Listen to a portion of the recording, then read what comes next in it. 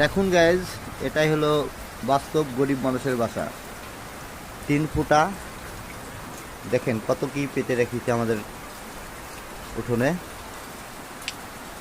পানি পড়ছে। তাই আসলে বাস্তবে গরিব হলে যা হয়, চারিদিকে বাটি পাতা, থালা পাতা, গামলা পাতা, এই হলো আমাদের জীবনযাপন। বৃষ্টি হলে বৃষ্টিতে ভিজি, রোদ হলে রোদে পড়ি।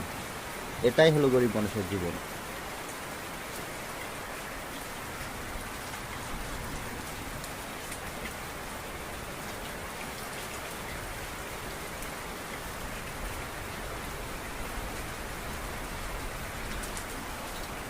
যতটা বৃষ্টি বাইরে পড়ে, অতটা বৃষ্টি আমাদের ঘরে পড়ে।